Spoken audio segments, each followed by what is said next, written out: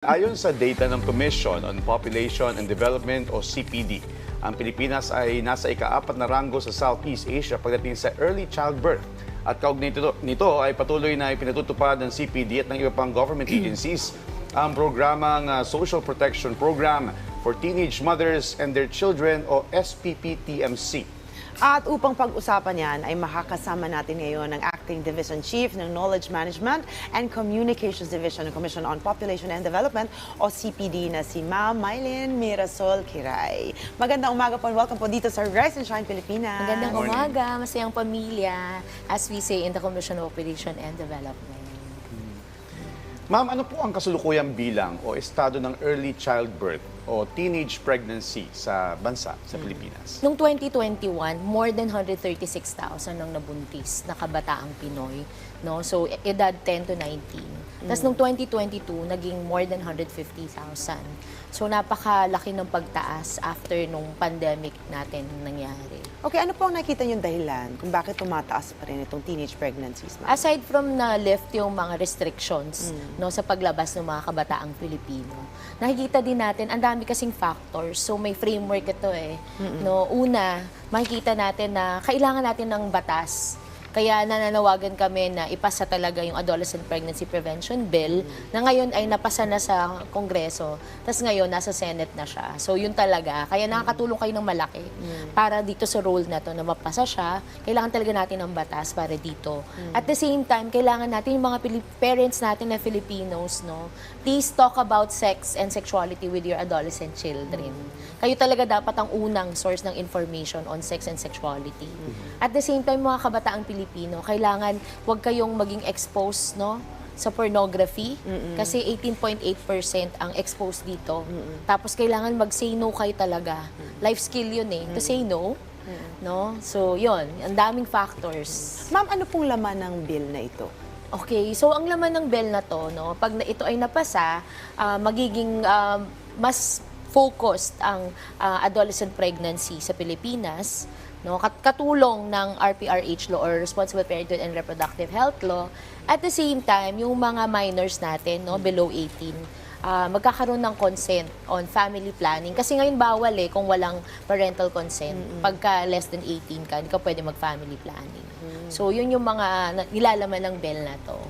Ito pong nabanggit nyo na, ito pong SPPTMC, may kasama po ba dito yung physical and mental health services? Oh yeah, oo. Actually, yung Protectee ng Department of Social Welfare and Development, ito yon yung Social Protection for Adolescent Mothers and Their Children. Noong 2021, yun yung pangalan niya, SPPTMC. Ngayon, SPAMC or SPPAMC. No, ngayon naman yung mga adolescents natin, nais natin talaga pag nabuntis ka na, may programa para sa iyo. May conditional cash transfer ka sa local government unit, no, na maibibigay ng local government mo yung probinsya mo, yung munisipyo mo, tsaka yung syudad mo.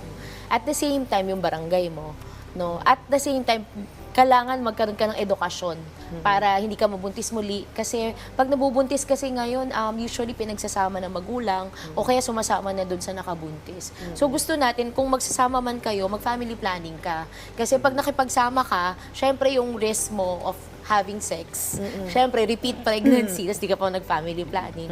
So mas dumadami. No, yung repeat pregnancy. Alright, Ma'am, nakita po namin na itong programa nyo is para sa mga economically vulnerable na mga kabataan. Ano? Pero magkano po ba itong pinag-uusapan natin na cash assistance? And hindi ba parang magiging, di ba, depend ngayon yung iba, baka mas gusto pa nilang gumawa ng bata dahil kumbaga may cash assistance na matatanggap. Actually, hindi siya dole out. Tapos, napaka-minimal lang niya actually. Tulong lang talaga para makapagbalik sa school, maka-enroll sa skills development. Actually, 500 to 1,000 lang siya a month. So talagang tulong lang siya, hindi talaga siya dole out. No, gusto lang natin matulungan yung ating mga kabataang nabuntis na bumalik sa school at magkaroon ng employment, mapalago yung skills nila. Yun. Paano ba ito? Per child ang ibibigay or para dun sa parent? For the parent, for the adolescent mother. Yun na yun. So talagang hindi siya malaki kasi hindi siya talaga dole out. Kailangan nasa isang malaking programa siya. Aside po dun sa batas na nabanggit nyo kanina, meron pa po ba kayong ibang inisyatibo o hakbang para mapababa pa yung teenage pregnancy dito sa Pilipinas? So nananawagan din kami, no, sa Malacanang or sa presidente natin. Nagpapasalamat kami kasi may suporta talaga siya. Nakikita namin yun. Pero yung panawagan namin, may reissue yung Executive Order 141 na na-issue dati. No, yun ay para maging urgent national priority ang adolescent pregnancy sa Pilipinas. Bilang tumataas siya. Pati yung repeat pregnancy, more than 25,000 ang repeat pregnancy. So, second, third, fourth, fifth na pregnancy ito. And we are talking about adolescent. Yes, these are less than 20 years old. So alarming siya. Kasi less than 20, meron ka ng ilang anak. Oo, tama naman yun. Pero, Hindi ba nag-aaral pa? correct. Okay. Ano pa po ang mga issues aside from what you've mentioned kanina, pinagdadaanan ng mga adolescent mothers natin ngayon? So, syempre, pag nabuntis ka, merong physical risk kasi hindi pa handa katawan mo. At the same time, may emotional risk. No? Kasi kahit na accepted na siya generally, pero sa ating bansa ngayon, conservative pa rin tayo eh. No? So, kailangan pa rin ng healing, kaya merong Protectin ang DSWD, katulong nito, kasabay nitong social protection for adolescent mothers and their children.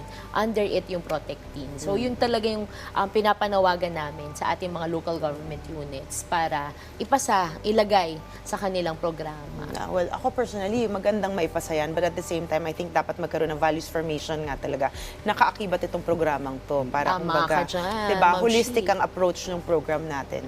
At para naman po dun sa mga gustong mag-take advantage, yung mga services ng SPAMC, paano po sila maaaring makipag-ugnayan sa inyo? So sa ngayon nga sa pilot, ano pa lang siya, implementation. No? We have reached more than 800 adolescent mothers for this pilot implementation. Pero nais talaga natin, yung mga local government units natin, please, sana ito ay inyong bigyan ng pansin, bigyan ng budget, bigyan ng programa, itong social protection for adolescent mothers and their children. Alright. Muli po ay nakasama natin si Ma'am Mylene Mirasol Kiray, ang Acting Division Chief ng Knowledge Management and Communications Division ng CPD. Maraming salamat po and stay safe po. Maraming salamat mula sa Komisyon sa Populasyon at Pagpapaunlad or CPD, dating Population Commission or Commission ng Population. Maraming salamat, Thank you, ma'am. ma'am. Thank you.